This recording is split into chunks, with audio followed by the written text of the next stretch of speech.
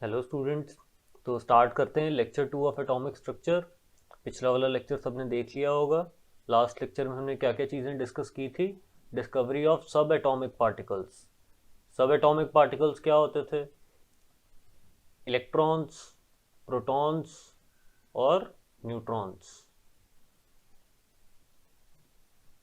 Protons और neutrons कहाँ रहते हैं? न्यूक्लियस में रहते हैं। और इलेक्ट्रॉन्स न्यूक्लियस के बाहर होते हैं। तो इलेक्ट्रॉन्स की डिस्कवरी सबसे पहले कैसे हुई थी? By the discovery of cathode rays. हमने डिस्चार्ज ट्यूब ली थी और हमने देखा था कि कुछ रेज उसमें से निकल रही थी जिसको कि हमने कैथोड रेज बोल दिया था। और कैथोड रेज क्या थी? Invisible to the human eye. तो उनकी प्रेजेंस को डिटेक्ट करने के लिए हमने क्या यूज़ किए थे? Fluorescent materials. तो कैथोड रेज की डिस्कवरी के बाद क्या डिस्कवर हुआ? Anode rays. एनोड रेज से हमें पता चला कि उनकी E/M रेशो, जो चार्ज टू मास रेशो है, वो वेरी करती रहती है with the nature of the gas. तो जो सबसे लाइटेस्ट पॉजिटिवली चार्ज पार्टिकल था उसको हमने प्रोटॉन बोल दिया। तो फिर प्रोटॉन की E/M रेशो हमें पता थी, मास ऑफ प्रोटॉन हमने डिटर्मिन कर लिया। और फिर उसके बाद कैडविक ने न्यूट्रॉन्स की डिस्कवरी की and that was discovered by bombarding alpha particle with beryllium foil. और stream of neutrally charged particles निकले थे जिनको कि न्यूट्रॉन्स बोला गया। तो ये लास्ट वाला लेक्चर था। आज के लेक्चर में हमने Rutherford's model of atom discuss करना है। लास्ट लेक्चर में हमने एक और चीज़ डिस्कस की थी towards the end, Thompson model of atom, जिसको कि आप प्लम पुडिंग मॉडल भी बोलते थे। और प्लम पुडिंग मॉडल के अकॉर्डिंग क्या था कि जो पॉजिटिव चार्ज है वो यूनिफॉर्मली डिस्ट्रीब्यूट होता है एटम में, और जो negative charge which is electrons, those are randomly embedded such that कि जो एटम का पॉजिटिव चार्ज और नेगेटिव चार्ज दोनों इक्वल होते हैं और atom as a whole is electrically neutral. तो Thomson model of atom eventually reject हो गया था because of Rutherford's gold foil experiment. तो रदरफोर्ड्स गोल्ड फॉयल एक्सपेरिमेंट देखेंगे क्या था, और उसके बेसिस पे हम थॉमसन मॉडल ऑफ एटम को रिजेक्ट करेंगे और फिर रदरफोर्ड ने अपना मॉडल ऑफ एटम क्या प्रपोज किया वो देखेंगे। तो सबसे पहले ये एग्जांपल देखते हैं हम कि arrange the electrons, protons and alpha particles in increasing order of specific charge. Specific charge क्या होता है? कुछ स्पेशल चीज नहीं है ये। This is nothing but charge to mass ratio. Charge to mass ratio.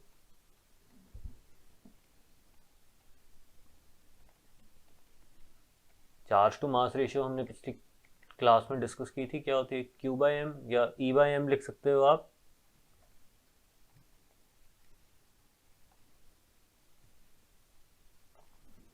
तो अब आपके पास इलेक्ट्रॉन है, प्रोटॉन है,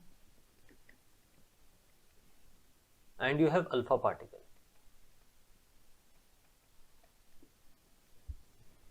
अल्फा पार्टिकल्स क्या होते हैं? डबली चार्ज्ड हीलियम आयंस। इलेक्ट्रॉन्स और प्रोटॉन्स पे चार्ज सेम रहता है, इतना पता होना चाहिए आपको।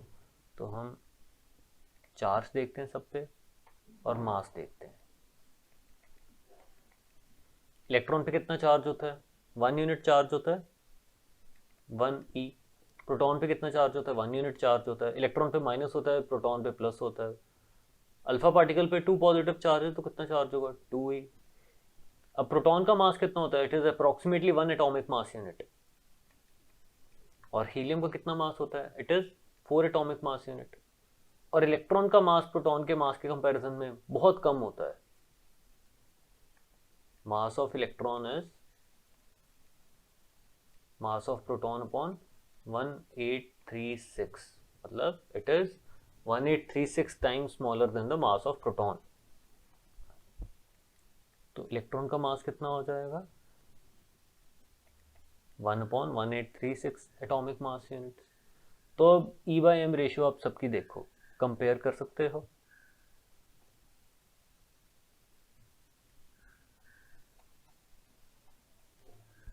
This will B this will B 1,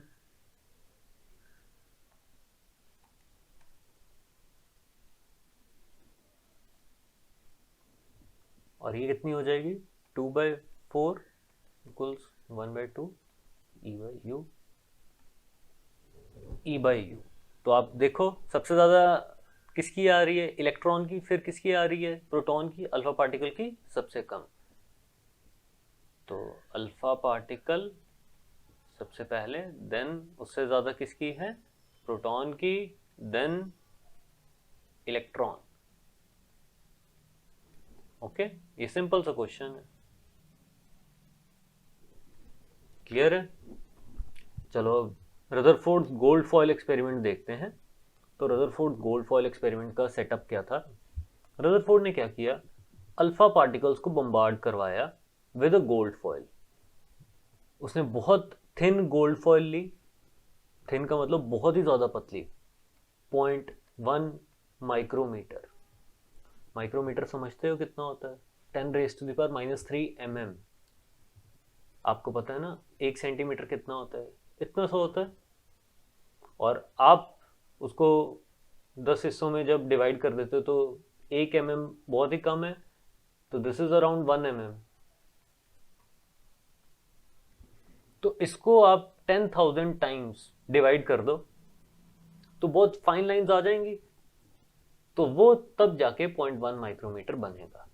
तो इतनी पतली गोल्ड फॉयल ली और रदरफोर्ड ने उस पर अल्फा पार्टिकल्स को बम्बार्ड करवाया, स्ट्राइक करवाया। अब अल्फा पार्टिकल्स कहाँ से मिलेंगे आपको, alpha particles, beta particles, gamma rays, ये सब कहाँ से ओरिजिनेट होती हैं, रेडियो एक्टिव मटीरियल से।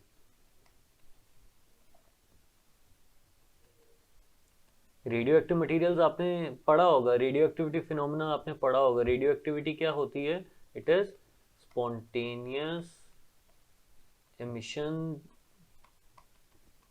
of radiation from the nucleus।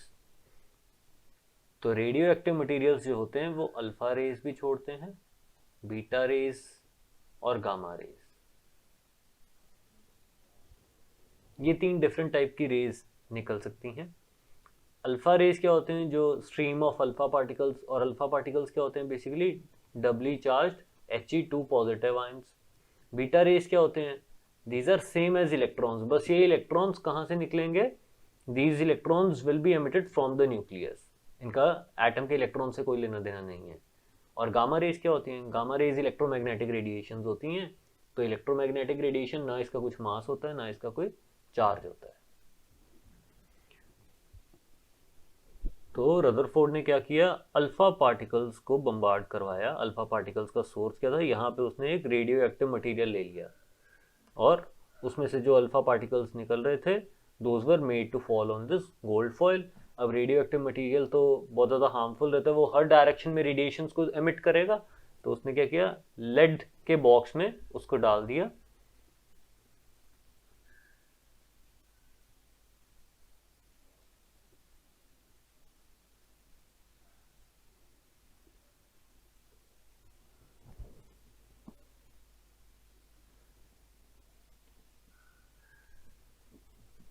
Lead के बॉक्स में डाल दिया रेडियो एक्टिव मटीरियल को, ताकि इसकी जो रेडिएशन एमिट हो वो एक ही डायरेक्शन में हो, हर जगह रेडिएशन की लीकेज ना हो, because they can be harmful to humans.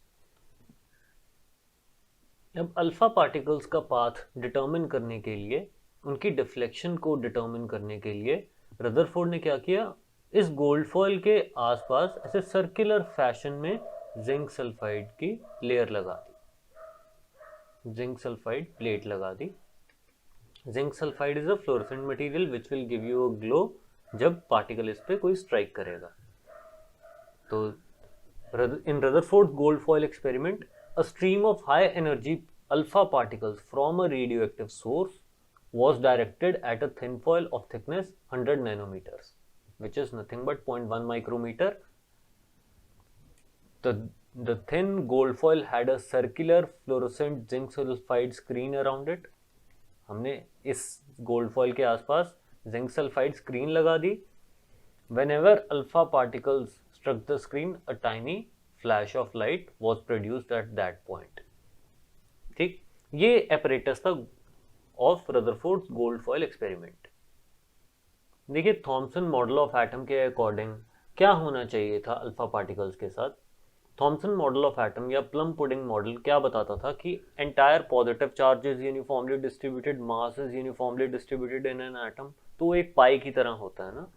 तो अल्फा पार्टिकल्स को अगर मैं इस के पे या इस पाई पे स्ट्राइक करवाऊंगा तो वो alpha particles should slow down.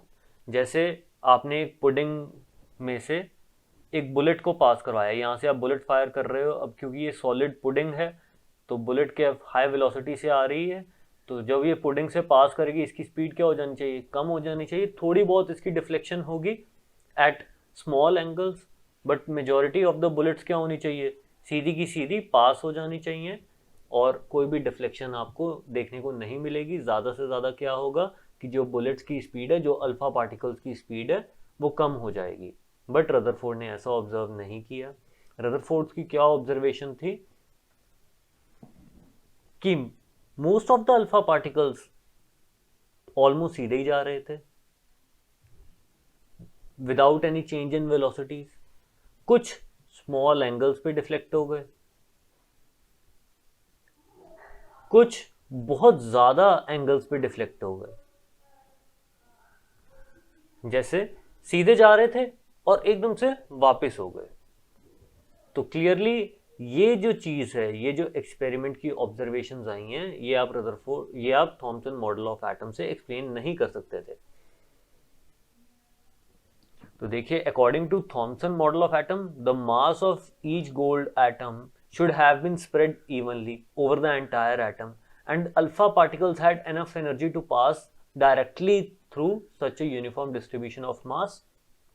It was expected that the particles would slow down हो जाएंगे जैसे जैसे वो एटम से पास करेंगे, and change directions only by small angles as they pass through the foil, which was clearly not the case. Observations ऐसी नहीं आई। तो देखिए ये अल्फा पार्टिकल्स इधर से आ रहे हैं, गोल्ड फॉयल को स्ट्राइक करके majority of the alpha particles almost straight जा रहे हैं, स्मॉल एंगल्स पे डेविएट कर रहे हैं। कुछ अल्फा पार्टिकल्स के साथ क्या हो रहा है, they are getting deflected at large angles. तो most of the alpha particles pass through the gold foil undeflected.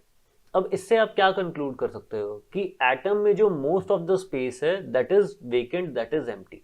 तो अल्फा पार्टिकल्स को रास्ते में कुछ मिला ही नहीं, वो जैसे पीछे से आ रहे थे बिल्कुल खाली जगह से पास करके सीधे चले गए।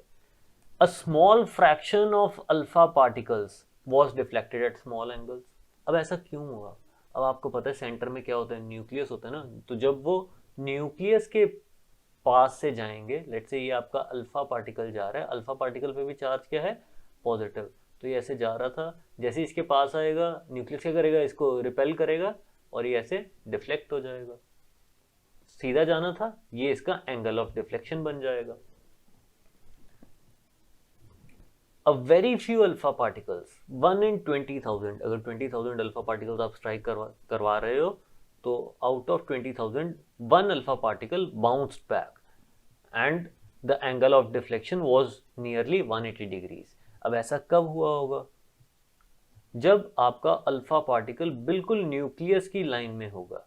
ये अल्फा पार्टिकल आपका आ रहा था और इसको बिल्कुल अपनी लाइन में न्यूक्लियस दिखा, ये भी पॉजिटिव चार्ज, ये भी पॉजिटिव चार्ज, तो इतनी ज़्यादा रिपल्शन मिली कि ये बहुत लार्ज एंगल पे डिफ्लेक्ट हो गया। सीधा जाना था और ये देखो इतना एंगल ऑफ डिफ्लेक्शन इसको मिला है।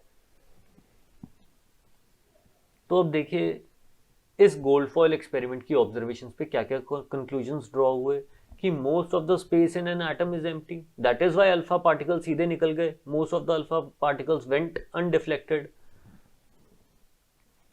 A very few positively charged alpha particles were deflected. This is due to the enormous repulsive force, showing that the positive charge of the atom is not spread throughout.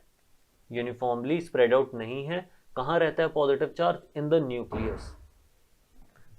The positive charge has to be concentrated in a very small volume that repelled and deflected the positively charged alpha particles. फिर जो volume occupied by the nucleus है, it is negligibly small, बहुत छोटा होना चाहिए nucleus, तभी तो most of the alpha particles went straight. अगर न्यूक्लियस बड़ा होता तो बहुत सारे अल्फा पार्टिकल्स को डिफ्लेक्शन मिलती, पर ऐसा नहीं हुआ है। तो रदरफोर्ड ने ये डिटर्मिन किया कुछ कैलकुलेशन से कि जो रेडियस ऑफ एटम है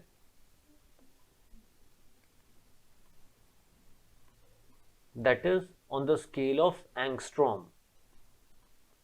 एंगस्ट्रॉम होता है 10 raise to the power -10 metres, and radius of nucleus बहुत ज़्यादा छोटा होता है, it is 10 raise to the power -15 metres. इसका मतलब जो न्यूक्लियस का रेडियस है वो 1,00,000 गुना छोटा है एटम के रेडियस से। Radius of atom is 10 raise to the power 5 times the radius of the nucleus. मतलब जितना भी न्यूक्लियस का रेडियस है उसको 1,00,000 से मल्टीप्लाई कर दो, तब जाके रेडियस ऑफ एटम बनेगा। वॉल्यूम तो क्या हो जाएगी, volume will be 10 raise to the power 15 times the volume of the nucleus. क्यों? किसी भी स्फीयर की वॉल्यूम क्या होती है, 4π/3 r³ के प्रोपोर्शनल रहता है ना, तो 10 raise to the power 5 raise to the power 3 हो जाएगा, it will come out to be 10 raise to the power 15। तो अगर आप इसको विजुअलाइज करना चाहते हो तो आप इसको समझ सकते हो कि जो एटम को अगर आप क्रिकेट स्टेडियम जितना बड़ा लेते हो तो आपका जो न्यूक्लियस होगा that will have the size of the cricket ball, इतना छोटा होगा। अब रदरफोर्ड्स मॉडल ऑफ एटम देखते हैं। तो रदरफोर्ड ने क्या बताया कि सेंटर पे न्यूक्लियस है आपका, and most of the space in the atom is empty. तो अल्फा पार्टिकल्स मेजरली क्या होंगे, सीधे पास कर जाएंगे। Some of the alpha particles may get deflected at small angles and some of the alpha particles will get deflected at large angles. तो ये छोटी सी deflection है कि सीधा जाना था और थोड़ा सा डिफ्लेक्ट हो गया। और ये अल्फा पार्टिकल देखो जो बिल्कुल लाइन ऑफ द न्यूक्लियस को आके स्ट्राइक करेगा वो रीबाउंड हो जाएगा, वो लार्ज एंगल्स पे डेविएट हो जाएगा। अब रदरफोर्ड्स मॉडल ऑफ एटम देखते हैं। इसके पोस्टुलेट्स क्या क्या थे कि entire mass and entire positive charge is concentrated in a very small region, जिसको कि न्यूक्लियस बोल दिया गया। फिर न्यूक्लियस के आसपास क्या रहते हैं, इलेक्ट्रॉन्स रहते हैं। इलेक्ट्रॉन्स रिवॉल्व करते रहते हैं इन सर्कुलर ऑर्बिट्स। जैसे सोलर सिस्टम होता है, सन सेंटर में होगा और प्लैनेट्स उसके आसपास रिवॉल्व करते हैं, बिल्कुल सिमिलर तरीके से electrons revolve around the nucleus. The positive charge and most of the mass of the atom is densely concentrated in extremely small region, which is nucleus. The nucleus is surrounded by electrons that move around the nucleus with very high speeds in circular paths called orbits. The Rutherford's model of atom resembles the solar system in which the nucleus plays the role of sun and electrons that of the revolving planets. तो ये सारी चीज़ें आप अपने class notes में note कर सकते हो। अब इलेक्ट्रॉन्स और न्यूक्लियस में क्या रहती है, इलेक्ट्रोस्टैटिक फोर्सेस ऑफ अट्रैक्शन। ये क्या हैं, these are negatively charged and this nucleus is positively charged.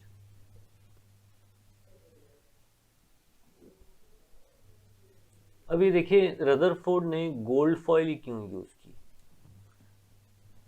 Gold आपको पता है इट इज हाईली मेलिएबल।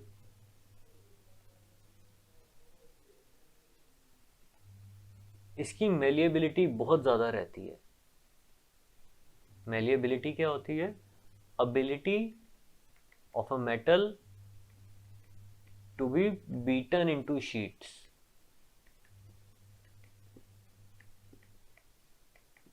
आप बहुत पतली शीट इसकी बना सकते हो। अब आपको थिन शीट क्यों चाहिए होती है, ताकि गोल्ड एटम्स की लेयर्स मिनिमम रहें। अल्फा पार्टिकल इधर से आ रहे हैं तो उनकी कोशिश रहनी चाहिए कि एक लेयर ऑफ गोल्ड एटम्स को ही वो स्ट्राइक करें, क्योंकि अगर एक से ज़्यादा लेयर्स हो गई तो डिफ्लेक्शन फर्स्ट लेयर के कारण कुछ आएगी, फिर सेकंड लेयर के कारण कुछ आएगी, फिर थर्ड लेयर के कारण आएगी, फिर एंड रिजल्ट आपको समझ ही नहीं आएगा। तो to make things more clear, observation ज़्यादा क्लियर हो, तो साइंटिस्ट की, रदरफोर्ड की कोशिश ये थी कि एक ही लेयर ऑफ गोल्ड एटम्स रहे या minimum number of layers of gold atoms रहे।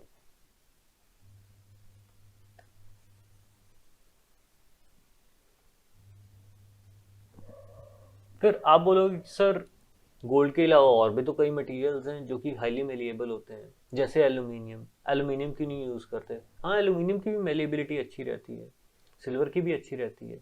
अब एल्यूमिनियम वगैरह हम इसलिए नहीं यूज़ करते, एल्यूमिनियम का न्यूक्लियस क्या होता है, हल्का होता है ना काफ़ी। लेट्स से अगर आप एल्यूमिनियम को गोल्ड के साथ कंपेयर करते हो तो एल्यूमिनियम का एटॉमिक नंबर बहुत ही कम है, गोल्ड का एटॉमिक नंबर या एटॉमिक मास बहुत ज़्यादा है।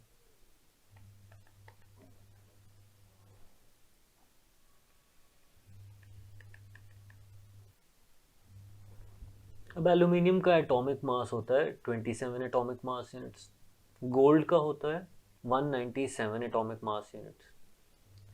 आप अल्फा पार्टिकल्स को बम्बार्ड करवा रहे थे इस एक्सपेरिमेंट में, ये एल्यूमिनियम का न्यूक्लियस, ये गोल्ड का न्यूक्लियस, मास ज़्यादा है ना गोल्ड का, ये बल्की होगा, ये लाइट होगा, तो ये आपके अल्फा पार्टिकल्स हैं जो कि हाई वेलोसिटीज़ के साथ स्ट्राइक कर रहे हैं। अब आप खुद सोचो कि ये लेट्स से कि आपकी टेनिस बॉल है, ये एल्यूमिनियम का न्यूक्लियस इससे तो काफ़ी ज़्यादा बल्की होगा, तो लेट्स से इसको हम ले लेते हैं बास्केटबॉल, और गोल्ड के न्यूक्लियस को ले लेते हैं हम जो शॉर्टपुट वाली बॉल होती है, बहुत ज़्यादा हैवी होती है ना। तो आप देखिए अगर मैं बहुत हाई स्पीड से टेनिस बॉल को फेंकूं बास्केटबॉल की तरफ, तो बास्केटबॉल अपनी पोजीशन से डिस्प्लेस हो सकती है ना, तो आपको ऑब्जर्वेशन करेक्ट दिखेगी नहीं। While in the case of short put, अगर मैं टेनिस बॉल को इस पे गिरा रहा हूँ तो ये तो इतनी ज़्यादा भारी है, इसको तो फर्क ही नहीं पड़ेगा। जो भी डिफ्लेक्शन आपको देखने को मिलेगी वो किस में देखने को मिलेगी, अल्फा पार्टिकल के केस में या टेनिस बॉल के केस में। तो इस केस में आपकी ऑब्जर्वेशंस बिल्कुल करेक्ट आएंगी, इस केस में ऑब्जर्वेशंस आपकी ठीक नहीं आएंगी, क्योंकि जब आप हाईली एनर्जेटिक अल्फा पार्टिकल को लाइटर न्यूक्लियाई के साथ बम्बार्ड करवाओगे तो that particular nucleus can displace from its position, तो आपको कभी भी लार्ज एंगल डेविएशन देखने को मिलेगी नहीं। तो हमेशा बेटर क्या रहता है, हैवी न्यूक्लियस, भारी भरकम न्यूक्लियस यूज किया जाए ताकि वो अपनी पोजीशन से ना हिले, जो भी डिफ्लेक्शन देखने को मिले आपको अल्फा पार्टिकल्स में देखने को मिले। तो गोल्ड फॉइल यूज करने के दो रीजंस हो गए, एक तो high malleability of gold and second one is the nucleus of the gold is quite heavy, तो आपकी ऑब्जर्वेशंस बिल्कुल अप्रोप्रिएट आएंगी। Now coming to the limitation of Rutherford's model of atom. Rutherford ने क्या स्टेट किया था कि most of the space in an atom is empty, बिल्कुल ठीक है, जितना भी पॉजिटिव चार्ज है, जितना भी मास है, that is concentrated in a very small region, that is nucleus, बिल्कुल ठीक है। अब रदरफोर्ड ने ये भी स्टेट किया था कि electrons revolve in circular orbits, इसका कोई बेसिस नहीं था उसके पास, उसको लगा कि सोलर सिस्टम जैसा ही कुछ सिस्टम होगा इलेक्ट्रॉन्स और न्यूक्लियस का। अब इसी पॉस्टुलेट की वजह से इसका मॉडल ऑफ एटम रिजेक्ट हो गया। अब क्यों हुआ? देखिए, मैक्सवेल थ्योरी ऑफ इलेक्ट्रोडायनेमिक्स के अकॉर्डिंग कोई भी charged particle under accelerated motion will lose energy. तो यहां पे आपका इलेक्ट्रॉन अगर सर्कुलर पाथ में घूम रहा है, चाहे कांस्टेंट स्पीड से वो घूम रहा है, तो ये भी मोशन एक्सेलरेटेड है, ये आपने जूनियर क्लासेस में पढ़ा हुआ है। Velocity is a vector quantity, इसकी डायरेक्शन कंटिन्यूसली चेंज होती जा रही है, तो डायरेक्शन भी अगर चेंज हो रही है, स्पीड चाहे सेम है, तो हम बोलते हैं ना कि इसमें एक्सेलरेशन है।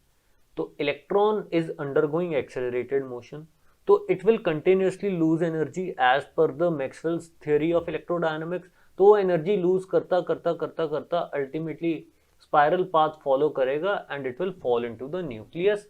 तो ना इलेक्ट्रॉन एग्जिस्ट करना चाहिए, ना न्यूक्लियस एग्जिस्ट करना चाहिए, ना एटम एग्जिस्ट करना चाहिए। बट ये चीज़ तो गलत है, मैटर एग्जिस्ट करता है, एटम्स एग्जिस्ट करते हैं, न्यूक्लियस एग्जिस्ट करता है, इलेक्ट्रॉन्स एग्जिस्ट करते हैं। तो अगर कुछ गलत है तो वो क्या गलत है? मैक्सवेल थ्योरी ऑफ इलेक्ट्रोडायनेमिक्स गलत नहीं है, रदरफोर्ड्स मॉडल ऑफ एटम गलत है। तो ये देखते हैं लिमिटेशन इसकी। Since electron travels in a circular orbit, it is constantly accelerated, even though speed is constant. ये जूनियर क्लासेस में पढ़ा हुआ है आप लोगों ने। फिर any charge particle under accelerated motion will lose energy in the form of electromagnetic radiations. ये हम बाद में देखेंगे कि क्या होता है। Maxwell theory of electromagnetic radiations ये आप क्लास 12th में पढ़ोगे। ऐसे हम थोड़ा बहुत ये देखेंगे कि एनर्जी कैसे लूज होती है in the form of EM waves. फिर नेक्स्ट है thus the electron will keep losing energy and move closer and closer to the nucleus and ultimately collapsing into the nucleus. But atoms don't collapse, atoms collapse नहीं करते, atoms exist करते हैं। तो इस limitation को Rutherford explain नहीं कर पाए, तो इसलिए फिर हमें बोहर्स मॉडल ऑफ एटम पे आना पड़ा। अब Bohr's model of atom study करने से पहले हमें इलेक्ट्रोमैग्नेटिक वेव्स की कुछ प्रॉपर्टीज के बारे में पता होना चाहिए, तो वो हम अभी डिस्कस करेंगे।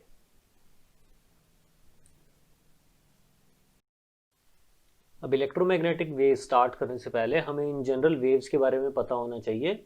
वेव्स क्या होती हैं? आप सब लोगों ने एक्सपीरियंस किया है, जब हम किसी लेक या पॉन्ड में कोई पत्थर फेंकते हैं तो रिपल्स जनरेट होते हैं, ऐसे वेवी सा पैटर्न जनरेट होता है। तो वो क्यों होता है? बेसिकली आपने कुछ उस पत्थर को कुछ काइनेटिक एनर्जी दी, वो अब काइनेटिक एनर्जी पत्थर की तो खत्म हो जाएगी जब वो लेक में जाएगा, वो एनर्जी फिर कहीं तो जाएगी, वो इन द फॉर्म ऑफ वेव्स उस मीडियम में आगे प्रोपगेट होने शुरू हो जाएगी।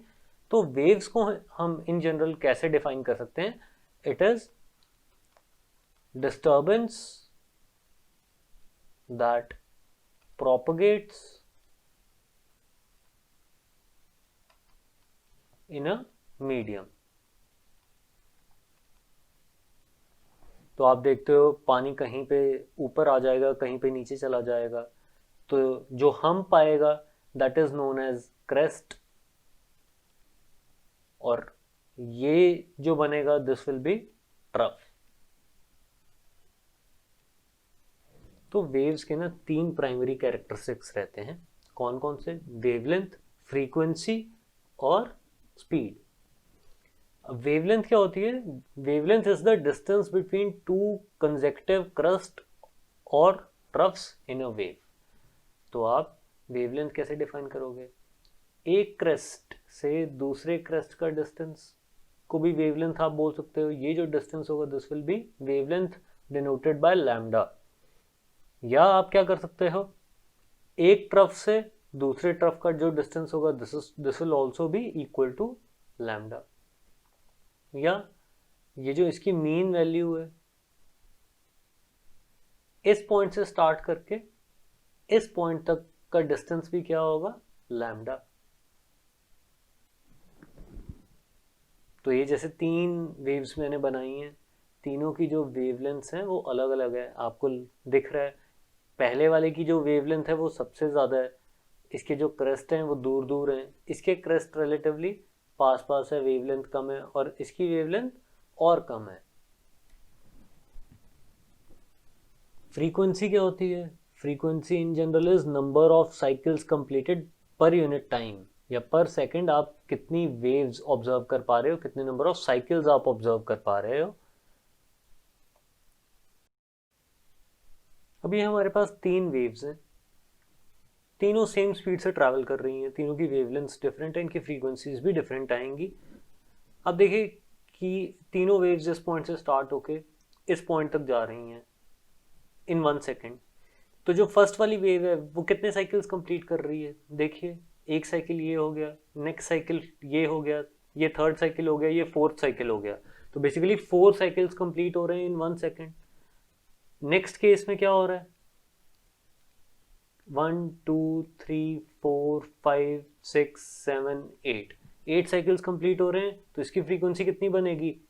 8 हर्ट्स, 8 साइकिल्स पर सेकेंड। ऐसा यूनिट इज हर्ट्स। हर्ट्स कुछ भी नहीं होता, 1 हर्ट्स इज 1 साइकिल पर सेकेंड। और अगली वाली वेव की फ्रीक्वेंसी और ज़्यादा है, आप देख सकते हो ये 16 साइकिल कंप्लीट कर रही है 1 सेकेंड में। तो इसकी फ्रीक्वेंसी सबसे कम थी, इसकी फ्रीक्वेंसी ज़्यादा, और इसकी फ्रीक्वेंसी सबसे ज़्यादा। वेवलेंथ का ट्रेंड उल्टा है, जिसकी वेवलेंथ ज़्यादा उसकी फ्रीक्वेंसी कम है। इसकी फिजिकल फील होनी चाहिए आपको। जो पहली वाली वेव है वो धीरे धीरे धीरे धीरे धीरे धीरे करके जो सेकंड वाली वेव वो थोड़ा फास्ट मूव कर रही थी और थर्ड वाली बहुत ज़्यादा तेज, तो फ्रीक्वेंसी बहुत ज़्यादा है। समझ रहे हो? तो ये चीज़ आपने अपने मन में बिठा लेनी है बिल्कुल।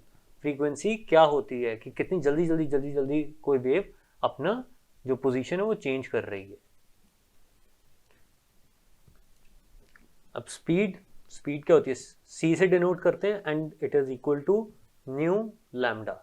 Speed of an electromagnetic wave is constant for an electromagnetic wave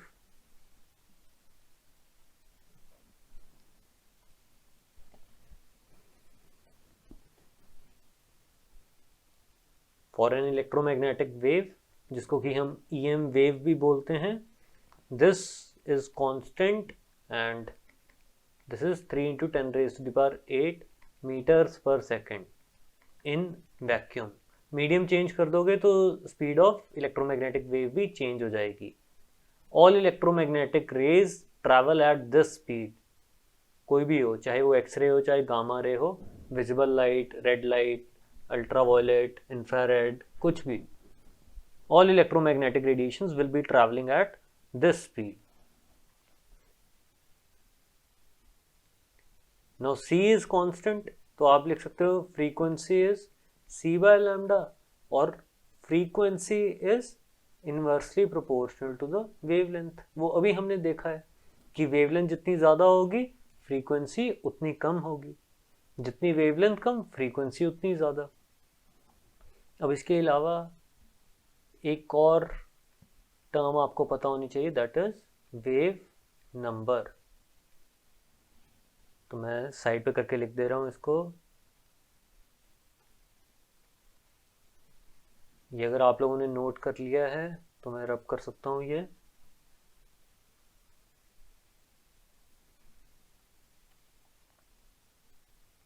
तो एक और टर्म आपको पता होनी चाहिए, that is wave number, that is denoted by nu bar, and wave number is 1 by lambda and it is defined as number of wavelengths present in unit length। okay?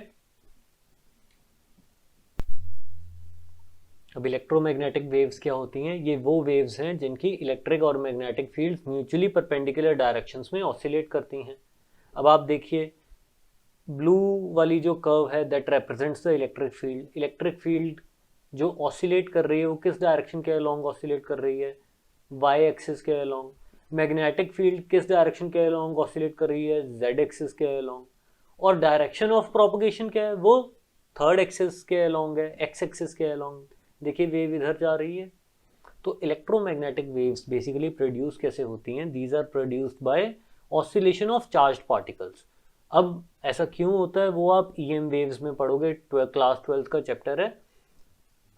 Unlike water waves और sound waves, they do not require any material medium. इनको कोई medium नहीं चाहिए होता, ये vacuum में भी travel कर सकती हैं। आपको पता है sound can not travel through vacuum, उसको तो डेफिनेटली कोई मीडियम चाहिए होता है। वाटर वेव्स के साथ भी ऐसा ही है। तो देखते हैं, electromagnetic waves are produced by oscillating charge particles. Electric and magnetic fields are perpendicular to each other and both the fields are perpendicular to the direction of propagation of the wave. अब sound, unlike sound waves और water waves, जो EM waves होती हैं they do not require any medium and can also move through vacuum. Now these electromagnetic radiations can be of different types depending on the wavelength।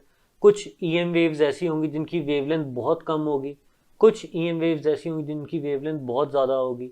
तो ये जो different variety of electromagnetic radiations आपको मिलता है उसको हम electromagnetic spectrum बोल देते हैं। तो there are many types of EM radiations which differ from one another in wavelength। देखो अगर वेवलेंथ डिफरेंट है तो फ्रीक्वेंसी भी डिफरेंट होगी। मैंने आपको पहले भी बताया कि स्पीड ऑफ इलेक्ट्रोमैग्नेटिक रेडिएशन हमेशा सेम रहती है as long as the medium remains the same. Vacuum में जो स्पीड ऑफ लाइट है that is a constant, speed of light in water will be constant, speed of light in glass will be constant. पर medium change कर दोगे तो speed of light में change या speed of electromagnetic radiation में change. तो अगर हम इलेक्ट्रोमैग्नेटिक रेडिएशन को लेट से किसी एक पर्टिकुलर मीडियम में कंपेयर कर रहे हैं, अगर उनकी वेवलेंथ कम होती जाएगी तो उनकी फ्रीक्वेंसी बढ़ती जाएगी, स्पीड ऑफ लाइट सेम रहेगी। तो different variety of electromagnetic radiations will constitute electromagnetic spectrum.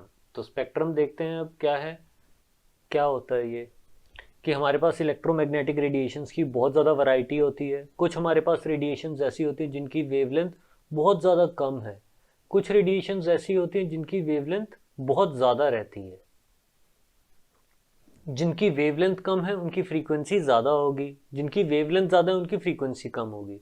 All electromagnetic radiations will travel at the same speed. तो आप देखिए इधर से स्केल स्टार्ट हो रहा है 10⁻⁻⁵ नैनोमीटर। 10⁻⁻⁵ नैनोमीटर मीटर्स में अगर आप कन्वर्ट करो तो कितना बनेगा, 10⁻⁻14 मीटर्स। 1 nanometre is 10⁻⁻9 metres. तो आप 10⁻⁵ उसके साथ मल्टीप्लाई करके देखो, इतना आ जाएगा। यहाँ से लेके कहाँ तक, 10⁻³ मीटर तक। इतनी ज़्यादा वेवलेंथ में वेरिएशन है। तो ये जो पूरा का पूरा आपके पास स्पेक्ट्रम बनेगा, this is known as electromagnetic spectrum. आप अगर किसी रेडिएशन की वेवलेंथ बढ़ाते जाओगे तो उसकी फ्रीक्वेंसी कम होती जाएगी और उसकी एनर्जी भी कम होती जाएगी। तो इधर वाली साइड वो रेडिएशंस रहती हैं which are very less energetic, और इधर वाली साइड वो रेडिएशंस रहेंगी जो बहुत ज़्यादा एनर्जेटिक होती हैं। अब जैसे इधर देखो क्या दिख रहा है आपको, रेडियो वेव्स। रेडियो वेव्स की जो फ्रीक्वेंसीज रहती हैं वो बहुत कम रहती हैं, वेवलेंथ्स बहुत ज़्यादा रहती हैं। इधर वाले एंड पे क्या है, gamma rays. Gamma ray burst होते हैं ना, आपने मूवीज़ वगैरह में भी देखा होगा, हल्क बनाने में ही यूज़ होती हैं गामा रेडिएशंस। क्या हाईली एनर्जेटिक होती हैं, वेवलेंथ कम होती है इसकी। तो आप रेडियो वेव्स से माइक्रोवेव्स की तरफ आओ, इंफ्रारेड की तरफ आओ, विजिबल, अल्ट्रावायलेट, एक्सरेज, और सबसे ज़्यादा एनर्जेटिक आपको क्या दिखेंगी, गामा रेडिएशंस। अब हमारी जो आइज़ हैं, ह्यूमन आइज़ हैं, वो सारी की सारी रेडिएशंस को नहीं देख सकती, वो कुछ स्पेसिफिक वेवलेंथ्स को ही देख सकती हैं, वो हमारे लिए विजिबल रीजन रहता है। तो आप देखिए जो विजिबल रीजन की वेवलेंथ्स हैं वो 400 नैनोमीटर से 750 नैनोमीटर की रेंज में लाया करती हैं। ये आपका वॉयलेट एंड होता है, ये रेड एंड होता है, आपको पता है ना, विब ग्योर। वॉयलेट से रेड की तरफ जाओगे वेवलेंथ बढ़ेगी, एनर्जी कम होगी, फ्रीक्वेंसी कम होगी। यहां पे लिख देता हूं मैं, विब ग्योर में वॉयलेट से रेड जाओगे wavelength increases, frequency decreases and energy decreases। ये हम आगे जाके देखेंगे कि जो एनर्जी है that is directly proportional to frequency. जितनी ज्यादा फ्रीक्वेंसी होती है उतनी ज्यादा एनर्जी होती है वेव के पास। तो आप देखिए विजिबल वॉयलेट के पास क्या होगा, अल्ट्रा वॉयलेट। कभी सोचा नहीं होगा आपने ऐसा। Ultraviolet radiations will be more energetic than violet. और रेड एंड के पास क्या होंगी, इंफ्रारेड IR रेज। ये हीटिंग इफेक्ट प्रोड्यूस करती हैं, इनकी एनर्जी IR की रेड से भी कम रहती है।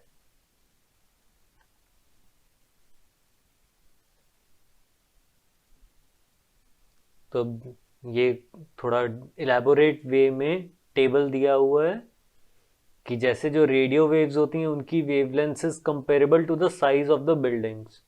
माइक्रोवेव की जो वेवलेंथ रहती हैं उनका साइज ह्यूमंस, हनी बीज की रेंज में लाया करता है। इंफ्रारेड की वेवलेंथ थोड़ी कम होनी शुरू हो जाती है। विजिबल रेडिएशन की जो वेवलेंथ होती है वो प्रोटोजोआ के साइज के कंपेरेबल होती है।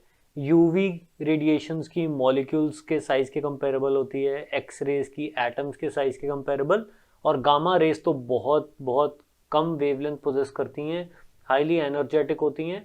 तो इनकी यूजुअली जो वेवलेंथ्स हैं those lie in the range of atomic nuclei.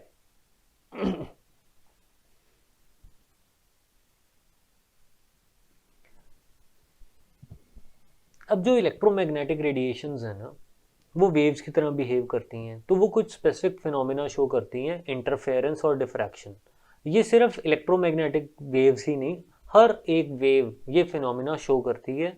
तो ये वाटर वेव्स वगैरह के केस में इन चीज़ों को विजुअलाइज करना आसान रहता है, बट लाइट के केस में इसको विजुअलाइज करना या जो इसके एक्सपेरिमेंट्स इन्वॉल्व हैं वो थोड़े से टिपिकल हो जाते हैं, डिफ़िकल्ट हो जाते हैं। आप बहुत ही ज़्यादा डिटेल्ड वे में 12th की वेव ऑप्टिक्स में ये सारे एक्सपेरिमेंट्स पढ़ोगे।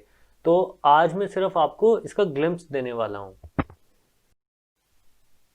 First coming to diffraction. Diffraction basically क्या होती है, वेव्स की ना प्रॉपर्टी होती है कि जब आप उनके रास्ते में कोई भी ऑब्स्टेकल लगाते हो ना, तो वो उस ऑब्स्टेकल के पास से बेंड कर जाती हैं। तो diffraction is the ability of light waves, सिर्फ लाइट वेव्स ही नहीं, सारी waves, to bend around obstacles placed in their path. अब जैसे वाटर वेव्स आ रही थी इधर से और बीच में ऑब्स्टेकल लगा दिए, थोड़ी सी ओपनिंग छोड़ दी, तो अब वेव्स किस तरीके से प्रोपगेट करना स्टार्ट कर देंगे, ऐसे सर्कुलर फैशन में। अब ऐसे ही आप लाइट वेव्स के साथ ऑब्जर्व कर सकते हो। यूजुअली ये फिनोमेना आप डे टू डे लाइफ में लाइट के साथ इतना प्रोमिनेंटली ऑब्जर्व नहीं करते हो। क्यों नहीं करते वो भी मैं बताता हूँ। अब लेट से कि लाइट वेव्स इस तरीके से आ रही हैं, ये बीच में आपने कार्डबोर्ड प्लेस किया हुआ है, तो लाइट वेव्स ऑब्वियसली इनको तो क्रॉस नहीं कर पाएंगी, बीच में आपने ओपनिंग छोड़ दी। आपकी कॉमन सेंस आपको क्या बोलती है कि सिर्फ वही रेज ऑफ लाइट क्रॉस कर पाएंगी जो कि इस ओपनिंग के पैरेलल हो। तो अगर मैं इधर स्क्रीन लगाता हूं कोई, तो बाकी पूरी की पूरी स्क्रीन डार्क होगी, सिर्फ ओपनिंग के सामने वाला portion will be slightly illuminated. ऐसे ही होना चाहिए, यही हमने ऑब्जर्व किया है। बट अगर ये ओपनिंग का साइज बहुत ज़्यादा छोटा हो, तो आप क्या ऑब्जर्व करोगे कि लाइट रेज सिर्फ सीधा ही ट्रैवल नहीं करेंगी, वो इनफैक्ट हर डायरेक्शन में ट्रैवल करेंगी, जस्ट लाइक वाटर वेव्स। जैसे यहाँ वेव सीधी सीधी आ रही थी इस तरीके से, बट इस पॉइंट के बाद हर डायरेक्शन में फैलना स्टार्ट हो गई थी वेव। सेम चीज लाइट के साथ होती है। लाइट के साथ आप ये फिनोमेना इतना prominently day to day life में ऑब्जर्व नहीं करते, सिर्फ तभी कर पाओगे जब ये ओपनिंग बहुत ही ज़्यादा स्मॉल हो। तो इसके लिए हम एक एनिमेशन देखते हैं। अब मैं ना यहाँ से, ये एक ओपनिंग है और ऊपर से मैं लाइट डाल रहा हूँ, तो क्या होना चाहिए, most of the light should go straight, जा भी रही है। मैं अब क्या कर रहा हूँ, ऊपर वाली साइड देखिए, मैं ओपनिंग को छोटा करता जा रहा हूँ। जैसे जैसे मैं ओपनिंग को छोटा करता जा रहा हूँ, ये फिनोमेना और ज़्यादा प्रोमिनेंट होता जा रहा है। आप देख सकते हैं कि जो लाइट वेव है वो फैलती जा रही है, ज़्यादा लाइट अपना वेव नेचर दिखा रही है। तो this particular phenomena is known as diffraction. आप देखिए लाइट वेव्स अब जा रही है ना ऐसे, जैसे वाटर के केस में हो रहा था। तो ये सिर्फ तभी पॉसिबल है when the size of the obstacle is very small. तो water waves bend easily around obstacles, so do light waves. Clear है, दिस फिनोमेना इज डिफ्रैक्शन। बाकी और डिटेल्स में नहीं जाना, सिर्फ विजुअलाइज करवाना था थोड़ा सा आपको। इसकी जितनी भी डिटेल्स हैं वो क्लास 12 वेव ऑप्टिक्स में आप पढ़ोगे। अब सिमिलर फिनोमेना होता है इंटरफेरेंस। इंटरफेरेंस में हम दो वेव्स लेते हैं और दोनों वेव्स को एक दूसरे के साथ इंटरफेयर करवाते हैं। जब दो वेव्स एक दूसरे के साथ इंटरफेयर करती हैं तो वो हमें एक नया पैटर्न देती हैं, जिसको कि हम इंटरफेरेंस पैटर्न बोलते हैं। अब इस एनिमेशन में आप देखिए, ये जो इंडिविजुअल है ये क्या कर रहा है, ये दो बॉल्स को टैप कर रहा है on the surface of the water. आपको पता है जब आप किसी भी बॉल को टैप करोगे वाटर की सरफेस पे तो रिपल्स जनरेट होंगे, वेव जनरेट होगी। तो अब ऐसे आपने दो बॉल्स ले ली और दो इंडिपेंडेंट वेव्स आप जनरेट करवा रहे हो। अब वो दोनों वेव्स एक दूसरे के साथ इंटरफेयर कर रही हैं, देखिए मिक्स हो रही हैं। और आपको एक नया पैटर्न दे रही हैं। ये पैटर्न देखिए प्लीज, दिख रहा है? जहां पे मैंने रेड लाइंस मार्क की थी वहां पे आप देख सकते हैं कि वाटर मॉलिक्यूल्स की जो मूवमेंट है वो कम है, and in between these red lines water molecules की जो मूवमेंट है वो बहुत ज़्यादा है। तो बेसिकली जहां पे मूवमेंट बहुत ज़्यादा होगी उसको हम मैक्सिमा बोल देते हैं। और ये मैक्सिमा हमें तब देखने को मिलता है जब दो वेव्स एक दूसरे के साथ ऐड हो जाएं, तो इसको हम कंस्ट्रक्टिव इंटरफेरेंस बोलते हैं।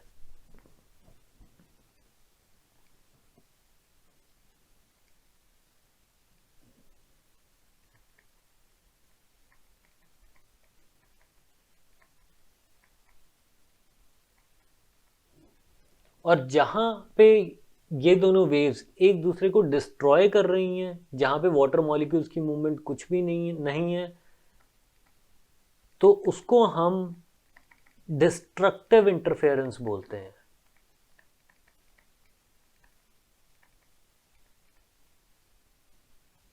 देखो कंस्ट्रक्टिव इंटरफेरेंस कब होगी? लेट्स से ये मेरी एक वेव है, ये मेरी दूसरी वेव है, तो ये दोनों ऐड होंगी, इसका मैक्सिमा इसके मैक्सिमा के साथ ऐड हो जाएगा, इसका मिनिमा इसके मिनिमा के साथ ऐड हो जाएगा, और जो मेरे पास रिजल्टेंट वेव आएगी उसका एम्पलीट्यूड डबल हो जाएगा, ज़्यादा हो जाएगा।